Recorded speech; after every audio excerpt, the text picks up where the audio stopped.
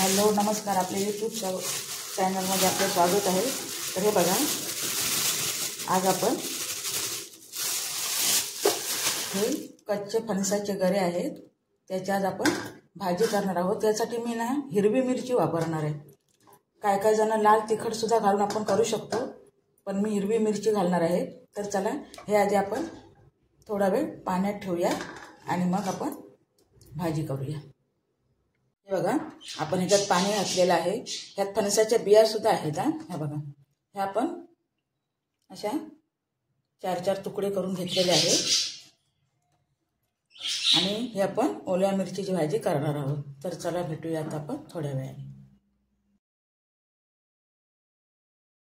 बघा, आपल्याला फणसाच्या भाजीला खोबरं लागणार आहे, लसूण आहे 7-8 पाकळ्या, कोथिंबीर, ओली मिरची आणि कढीपत्ता।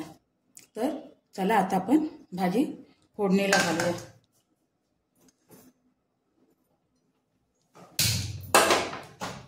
इथे टोप तापायला ठेवला आहे आपण पातेलं। आता आपण त्याच्यात तेल ओतूया। बघा, आपला टोप तापलेला आहे। त्यात आपण 1 चमचा जिरं मोहरी घालणार आहोत।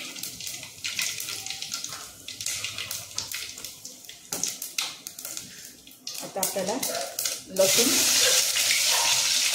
कढीपत्ता आणि मिरची हे एकदम टाकायचं फोडणीला।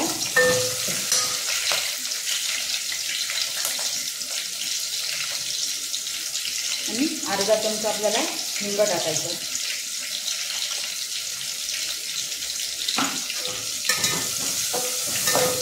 हे व्यवस्थित असं मिश्रण परतून घ्यायचं।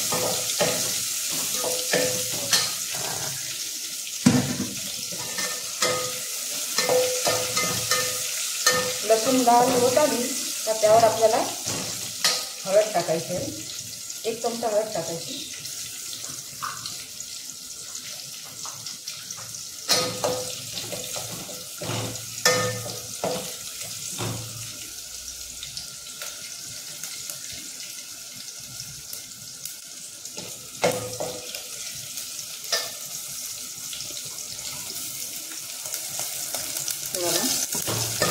आता आपली लसूण थोडी लाल होत आली आहे।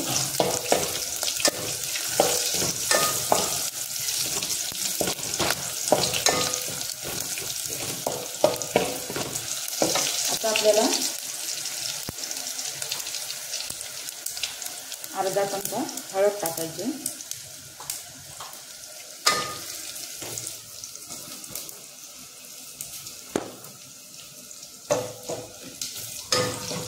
आणि त्याच्यावर आता आपल्याला ही भाजी घालायची।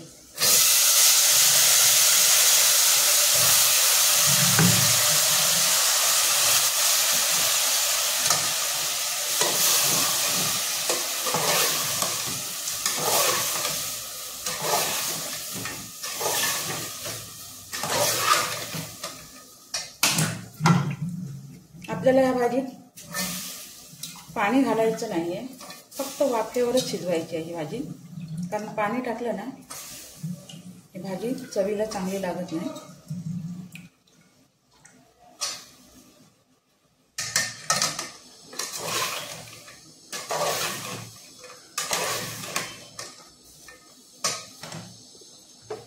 ह्यात 1 चमचा मीठ टाकूया आपण, म्हणजे थोडं पाणी सुटेल।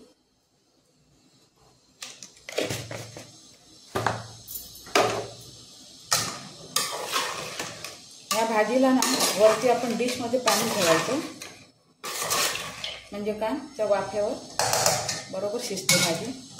तर चला आता आपण थोडा वेळ वाट बघूया, भाजी शिजते।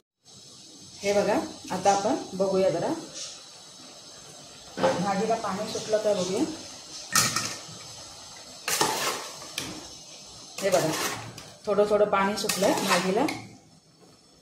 पुन्हा आपण ह्याच्यावर हे ताट ठेवूया पाण्याचं आणि ते जरा वेळ बघूया। तर बघूया आपण आता भाजी शिजली आहे की आपली।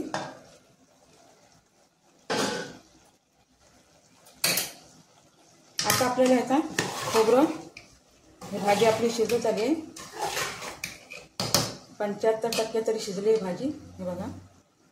आता आपल्याला ह्याच्यात खोबरं आणि कोथिंबीर टाकायची. तुम्हाला आवडत असेल तरच खोबरं घाला, नाही घातलं तरी चालतं.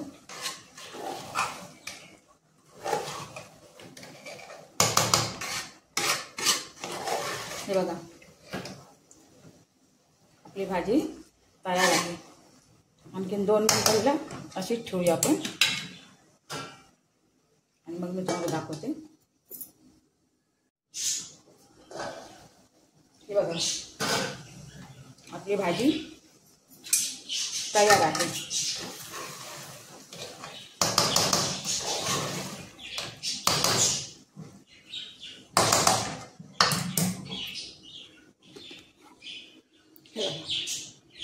अशी मस्तपैकी फणसाची भाजी बनवली आहे. हा व्हिडिओ तुम्हाला कसा वाटला ते तुम्ही नक्की कॉमेंट करून सांगा. आणि व्हिडिओ आवडला तर लाईक, शेअर आणि कॉमेंट करा. सबस्क्राईब करायला विसरू नका.